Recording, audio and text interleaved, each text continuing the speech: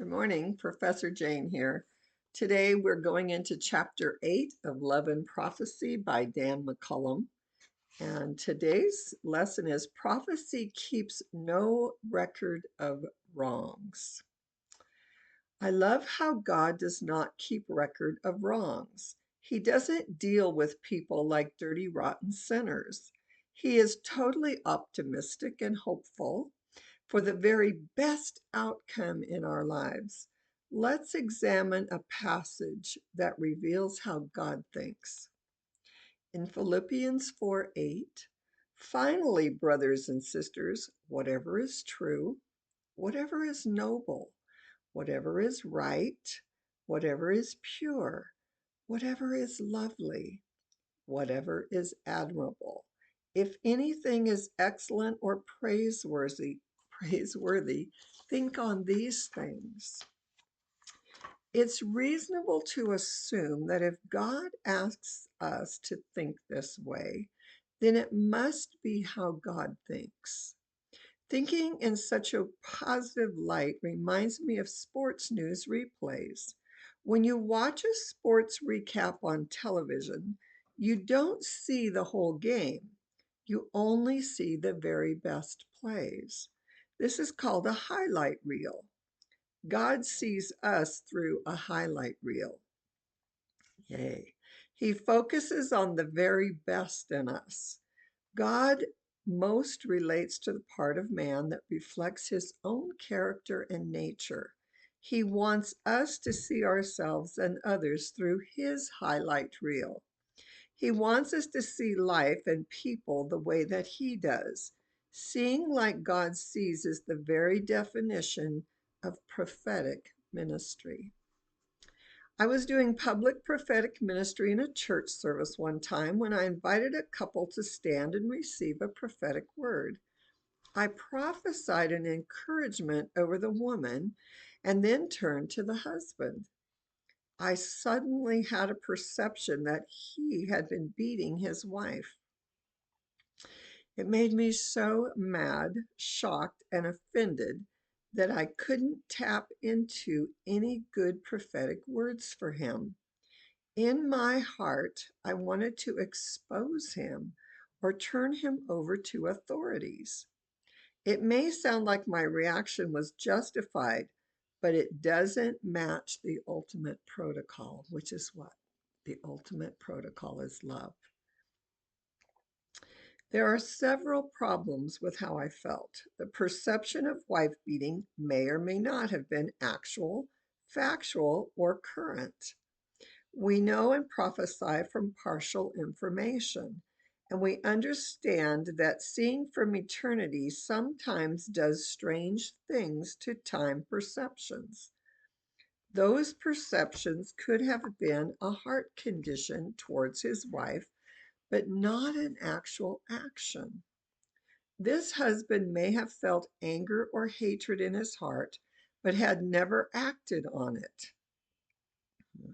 I also may have picked up something from the past.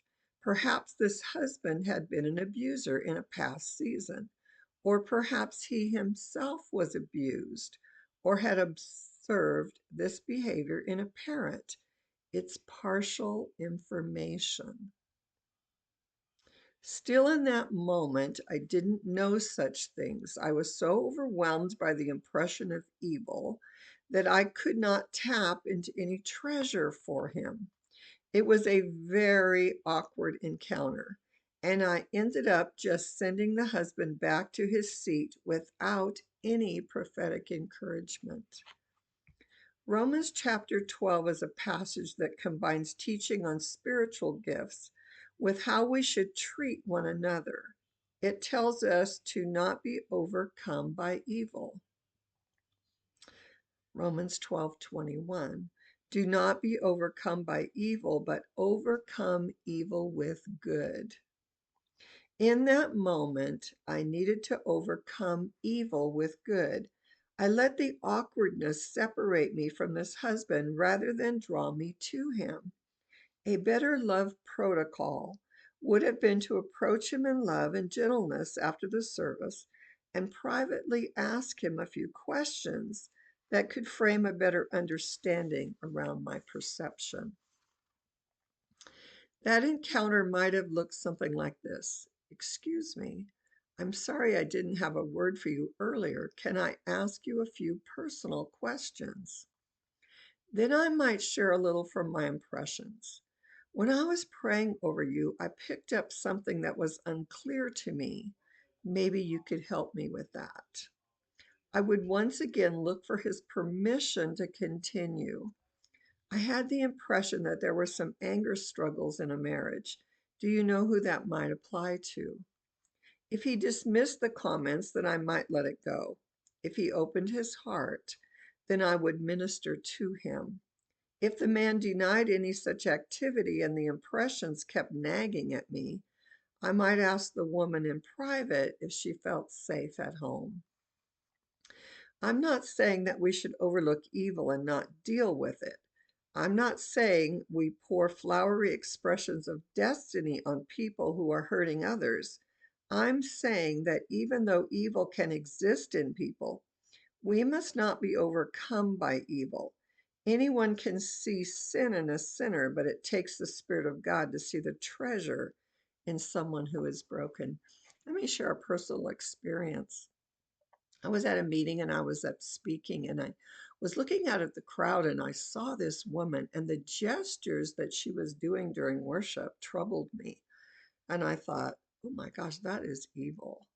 And the Lord said to me, "Don't judge, discern." So it kind of troubled me, and I thought, "Okay, Lord, I'm not sure what I was seeing, but allow me to discern it rather than judge it." At lunch that day, she happened to sit right directly across from me at the table. And the Lord said to me, "Ask her if she's being abused." So I looked over at her and I said, "Can I ask you, are you in an abusive relationship?"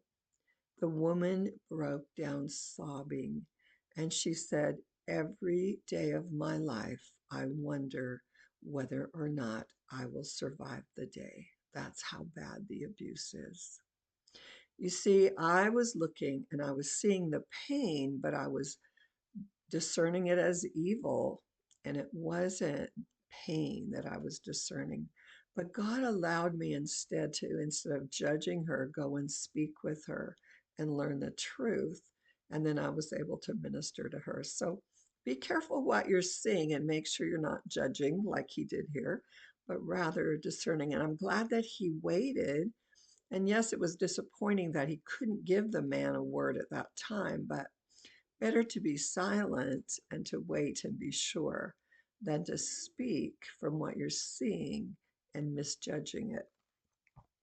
In a New Testament context, we may accurately perceive evil in a person, but we should not use it as the basis for a prophetic word. You can address your concerns in a private conversation or use the written word for correction and rebuke. The purpose of prophetic is encouragement and comfort, and love's protocol does not keep a record of wrongs. Prophecy in prison. Years ago, I was invited to minister in a maximum security prison in Midwestern United States. The night before the meeting, I had a prophetic dream where I was laying on a metal bed in a prison cell. A man pounded on the door to the cell, trying to break in to sexually abuse me. I woke up startled. The next day, I walked into the prison, and sitting right there in front of me was the man I saw in my dream the night before. I followed love's protocol and pulled him aside after the meeting. I started a conversation with him. "I had a strange dream last night, and I think you were in it." He looked at me in surprise, but also appeared intrigued, so I continued. "I dreamt that someone was trying to press into my room to abuse me, and I wonder if anything like that has ever happened to you." He looked up into my eyes and began to tear up. "No," he replied. I pressed a little further. "Have you ever done that to someone else?" There was a moment of silence, and then he began to cry. "That's why I'm in prison." I continued, "That's why God showed me this dream. You have been haunted by the terrible things you did in the past. but you can be forgiven and clean. God loves you and wants you to accept his forgiveness. That man cried out to God for forgiveness and gave his life to Jesus. The prophetic dream was not a prophetic word, it was insight and understanding of this man's life context. The prophetic word was about love and forgiveness, not a record of wrongs. Such prophetic insights could not be shared publicly, but addressed privately with love and gentleness. Never make the evil you see the focus of what you say. Overcome evil with good. Perception and separation. God never lets what he perceives in a person keep him from loving them or seeing potential in them. In John 6:64, for Jesus knew from the beginning who they were who did not believe and who it was that would betray him. He knew that Judas would betray him, but still entrusted him with the same power and authority as the other disciples. He offered Judas communion with his own body and blood. He gave Judas a chance. We need to view people through the heavenly highlight reel and not let what we know or perceive about their past or present keep us from prophesying heavenly identity or future destiny.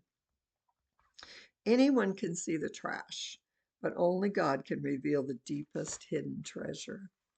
When I was a child, I used the negative perceptions I saw and felt in the spirit to separate me from people and places.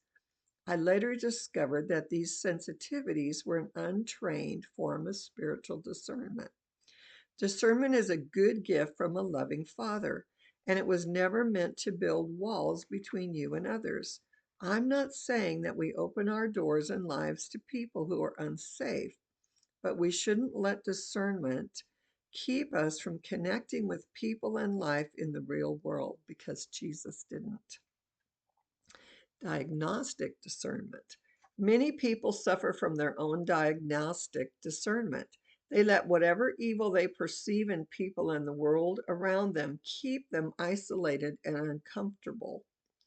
I wonder if some people who have been diagnosed with demophobia, okay, fear of crowds, or agoraphobia, fear of public places, actually have a gift of discerning of spirits without the understanding of how to use it. Diagnostic discernment is a prophetic warning system telling a person that something is not right. Untrained people often don't know how to interact with those types of perceptions, and so isolate themselves from places where that kind of stimulation can occur. Jesus certainly had diagnostic discernment. He knew what was in the heart of every man.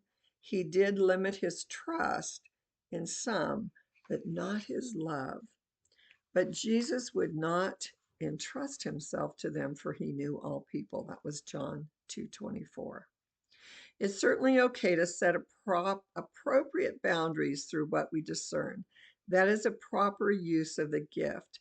There are times when you know negative information about someone by knowledge, experience, or through a conversation. There are other times when the information comes by the Spirit through diagnostic discernment.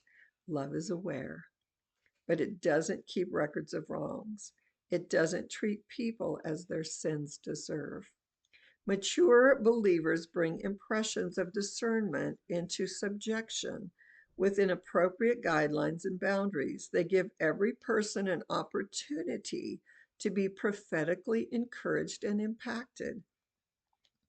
Never let what you know or discern in someone keep you from love or prophecy. Jesus is the great transformer and deliverer. Jesus is the great example of loving beyond his discernment. The Father has a heart of love for all broken humanity. Prophetic maturity digs deep into the love of the Father and speaks to every person the treasures of what has been or could be. Prophecy keeps no records of wrongs. So, prophetic protocol number 8, we don't let the failures of persons past limit their prophetic potential. We don't allow what we discern to keep us from looking for the treasure. Prophecy does not read from the record of wrongs. Let's love one another and let's give prophetic words that are encouraging no matter what it is that we discern. You know, when I was going through my very difficult season, the prophets would usually give me the same prophetic word. You are going to make it through this. And you know, as much as I wanted a different prophetic word, that's the prophetic words that sustained me through my difficulty. Have a great day.